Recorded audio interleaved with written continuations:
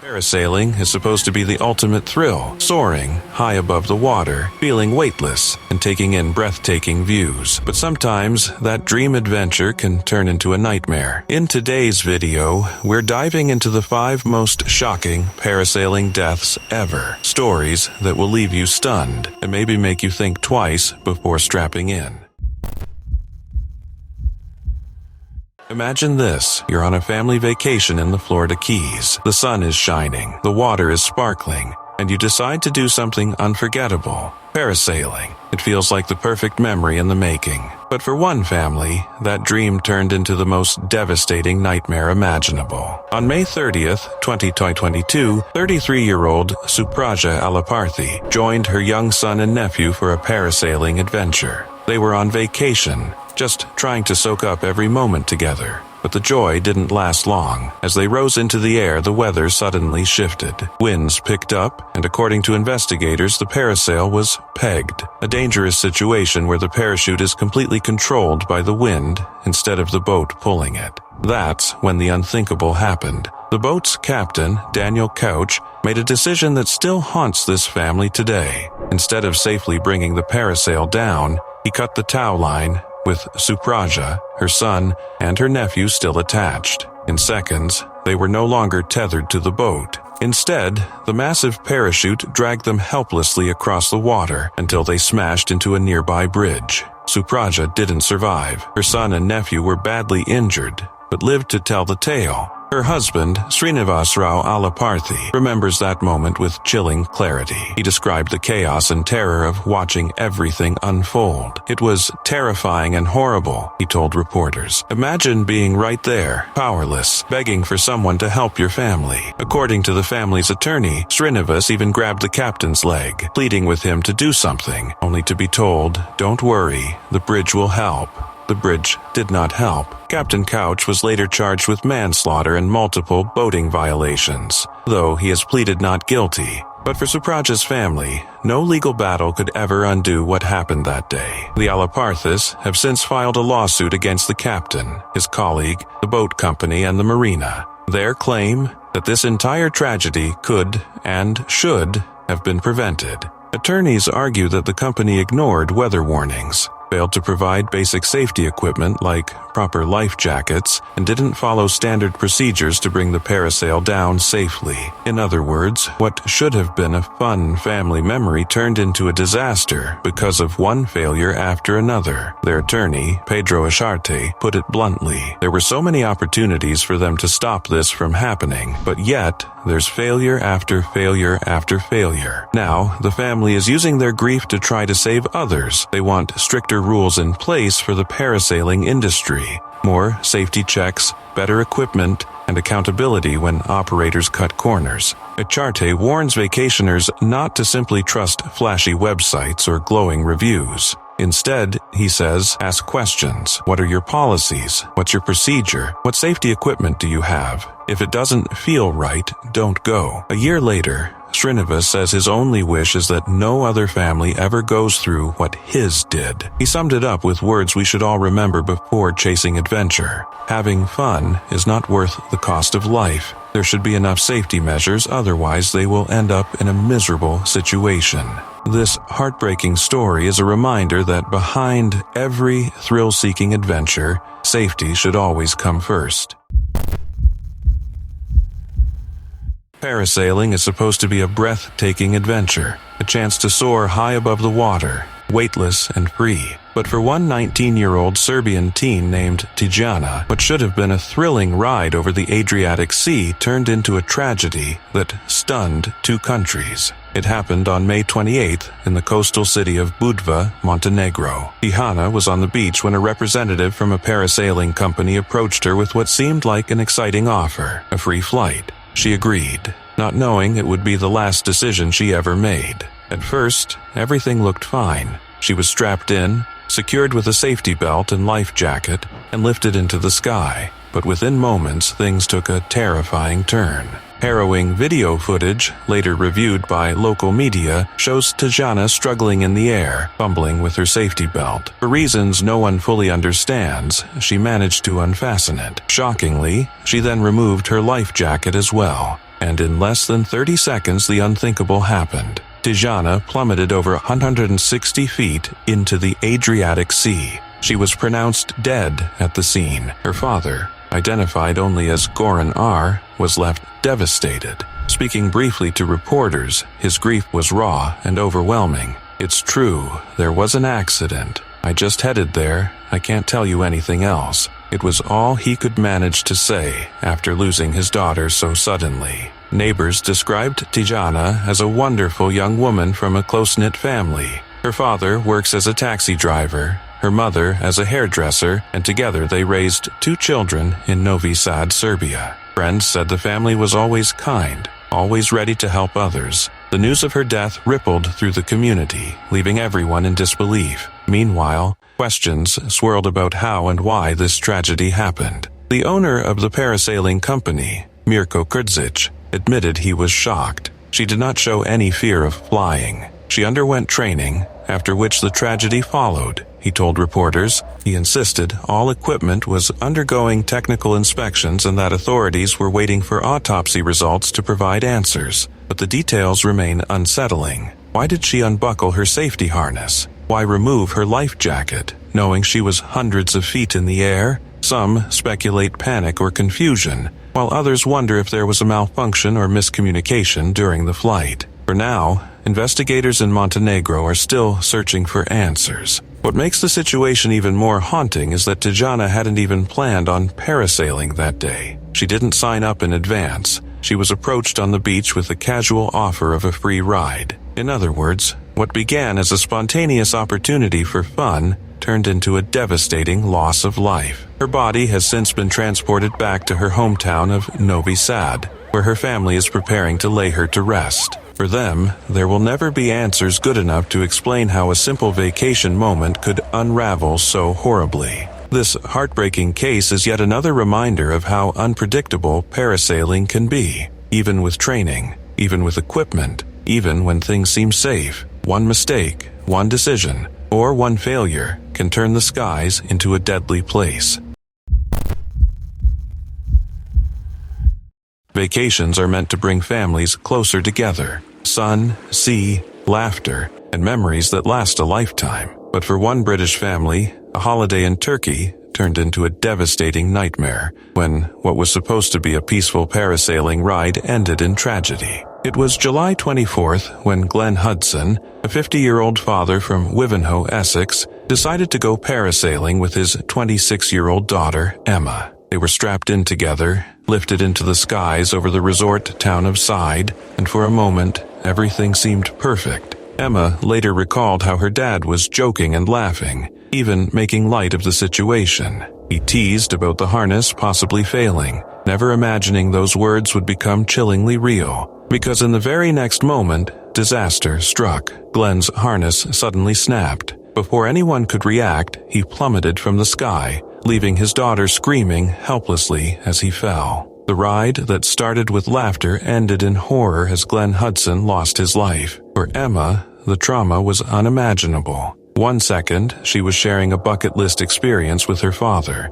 The next, she was watching him vanish beneath her, powerless to save him. Those few moments in the air would stay with her forever. Authorities in Turkey quickly launched an investigation, and it didn't take long to uncover shocking negligence. The driver of the speedboat pulling the parasail and the owner of the parasailing company had cut corners, failing to properly check equipment and ignoring basic safety standards. The result? A man's life cut short in front of his own daughter. Both men were later found guilty of criminal negligence in a Turkish court. Each was sentenced to 20 months in prison, a small measure of justice for the Hudson family, though nothing could bring Glenn back. But for Glenn's wife, Linda, and their children, Emma and Ben, the grief is still raw. Linda spoke out after the verdict, determined that her husband's death should not be in vain. There were no checks, she said. They just strapped them in and sent them up. You think these people know what they are doing. You presume it is safe. I won't let what happened to Glenn go. I will fight for better safety regulations. Even if it saves one more life, it will have been worth it. The Hudsons aren't just grieving. They're campaigning. They want stricter safety inspections, mandatory equipment checks, and tougher rules for parasailing operators. especially in popular tourist hotspots, where families often assume everything is regulated and safe. The family's lawyer, Katie Jones, explained just how hard the past year has been. This has been an incredibly difficult year for Mrs. Hudson, Emma, and Ben, who have been devastated by the loss of a loving father and husband. Although no prison sentence will ever make up for what they've suffered, they're relieved that some justice has been done. Glenn Hudson's story is a heartbreaking reminder that parasailing, while thrilling and beautiful, comes with risks, and that trusting operators blindly can sometimes end in disaster. His family hopes that by speaking out, others will think twice, ask more questions, and demand visible safety checks before strapping in. As Linda Hudson so powerfully put it, having fun is not worth the cost of a life. When people think of parasailing, they imagine adventure, soaring through the air, gliding over sparkling water, and creating the kind of memories you brag about long after vacation is over. But in Pakistan's Haripur district, one woman's fun day out at Kanpur Dam ended in pain, anger, and growing questions about safety. It happened at the Orange Resort and Water Sports Club, a popular spot for thrill seekers. A young woman from Karachi decided to try parasailing, despite concerns from staff about the competence of the parasailer taking her up. Still, the ride went ahead. At first, she rose into the air like hundreds of others before her, but then everything went wrong. According to eyewitnesses, her parasail collided midair with another, creating a dangerous tangle. Under the pressure, her chute collapsed, and she plummeted nearly 30 feet to the ground. The impact left her with a fractured leg, as horrified onlookers rushed to help.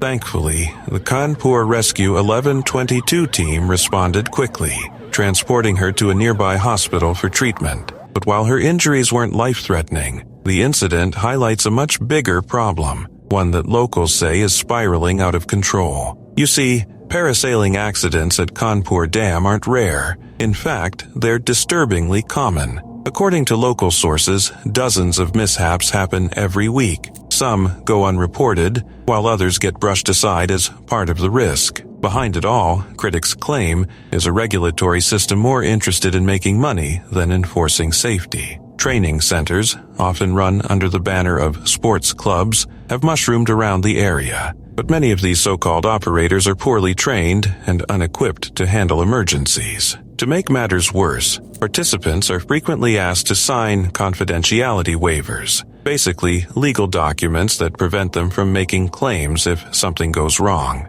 In other words, if you get hurt, you're on your own. This creates what some locals are calling a state of lawlessness. With little oversight, negligence and corruption thrive. Operators cut corners, regulations are ignored, and the result is that tourists, often unaware of the risks, end up paying the price. In this woman's case, her leg fracture is serious but recoverable. Yet it raises the question, what if the fall had been higher? What if the parasail had collapsed over water instead of land? Would rescuers have been able to respond quickly enough? These near misses and tragedies point to an urgent need for change. Adventure sports like parasailing can be safe, but only if strict standards are followed. Regular equipment checks, certified operators, weather monitoring, and clear safety protocols. Without those, the risk of accidents skyrockets. For now, Kanpur Dam remains a popular tourist destination, with parasailing among its biggest draws. But for many, this latest incident is a wake-up call.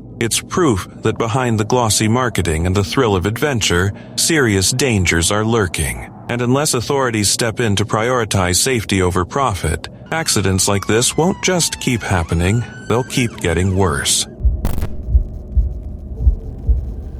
For most people, birthdays are about cake, friends, and celebration. But for Katie Malone, her 29th birthday in Puerto Vallarta, Mexico, turned into a survival story so unbelievable it could have been ripped straight from a movie. On June 9th, Katie strapped herself into a parasail, ready for the thrill of soaring high above the Pacific. At first, everything was perfect. The ocean sparkling below, the resort coastline in view, the kind of moment you live for on vacation. She smiled. waved at friends watching from the shore, and settled in for what was supposed to be an unforgettable birthday adventure. But just minutes into the ride, she realized something was very, very wrong. The boat that was supposed to be pulling her was headed one way. She was flying in the other. That's when it hit her. The tow line had snapped. Suddenly, she wasn't connected to the boat at all. She was on her own, drifting helplessly above the coast with no way down. What followed was a nightmare that lasted nearly 45 minutes. Katie was carried by the wind down the shoreline, heading closer and closer to land, completely powerless. At one point, she came frighteningly close to slamming into the balconies of a resort. So close, she could hear guests screaming in terror as she flew past. Somehow, she missed them by inches. One wrong gust of wind, and the story could have ended right there. Katie's brother, Brendan Malone, later explained how she tried to control the uncontrollable. Drawing on experience from skydiving, she used her feet like anchors, gripping the dangling rope to steer as best she could. Her arms were raised, her feet guiding the parasail, all while she prayed out loud for her safety. More than anything, she feared breaking her arms and legs on impact. Minutes felt like hours. The wind tossed her up and down, dragging her across the skies. Around the 20-minute mark, the stress and exhaustion became too much. Katie passed out mid-flight. Yet the parasail carried her on, finally crash-landing nearly 2 miles away at an airport, far from where she had started. When rescuers reached her, the damage was brutal. A broken pelvis, 4 broken ribs, a collapsed lung, and injuries to her face and side. And yet, against all odds, Katie was alive. And if that wasn't surreal enough, there was one more twist. Just as rescuers approached, an alligator was spotted lurking by the fence where she had landed. Emergency workers had to scare the animal off before they could even reach her. Later, when Katie heard about the gator, she actually laughed and said she thought it was hilarious. Her brother summed it up perfectly. She's very lucky to be alive. Katie spent 18 days in a Mexican hospital, undergoing 3 surgeries before being flown back to the U.S. for treatment at UCSD Medical Center in San Diego. Her family described her as incredibly strong, even joking with nurses and staying in high spirits despite her pain. At one point, doctors kept asking her to rate her pain between 1 and 10. She kept saying 8 to 10, but when she was finally discharged for her transfer back home, she told them she didn't feel any pain at all. Her mother, Sidona, admitted she collapsed after watching terrifying footage of Katie's flight, filmed by a friend on the beach. But she also said seeing her daughter alive after everything was nothing short of a miracle. We're really thankful. She's very lucky to be alive. The family has even received offers of help for potential legal action against the parasailing company. But more than lawsuits or compensation, what matters to them most is that Katie is alive, recovering, and stronger than ever. Katie's story isn't just about tragedy. It's about resilience, survival, and sheer luck. What was supposed to be a birthday adventure nearly ended her life, but instead, it showed the world just how strong she really is.